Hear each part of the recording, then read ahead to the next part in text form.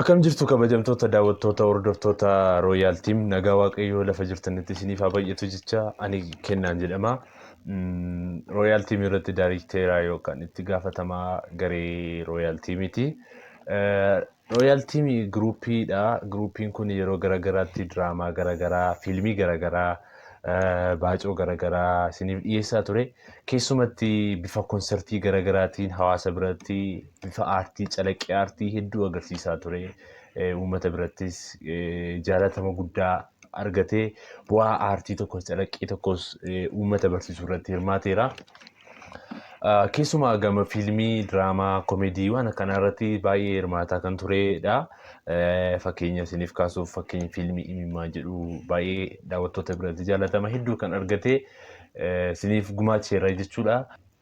Gareen kunis yeroo dheeraaf isin duraa baduuf dhiifama isin gaafannaa, dhiifama nu gochaa jecha amma immoo waan haaraadhaan dhufaa jirra. Waan haaraa, fiilmii baay'ee bareedaa ta'e, fiilmii baay'ee miidhagaa ta'e, kwaalitiinsaa waa hundisaa bifa duraaniirraan addatti waan bareedaa tokko qabannee isinii dhufaa jirra.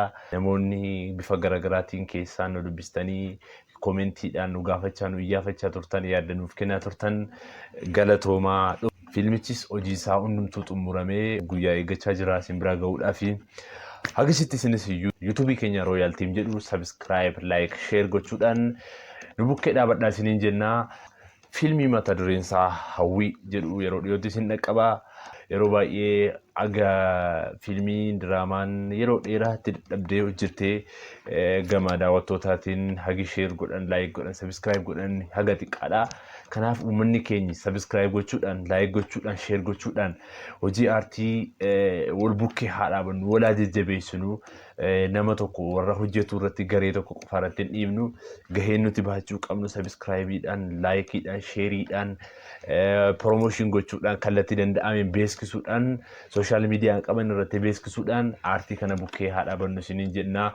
Namoonni gara fuulduraatti oomisha keessan, dhaabbata keessan wantoota garaagaraa beeksifachuu barbaadan lakkoofsa bilbilaa asiin gadi isiniif keenyu irratti nuquu nama isiniin jenna.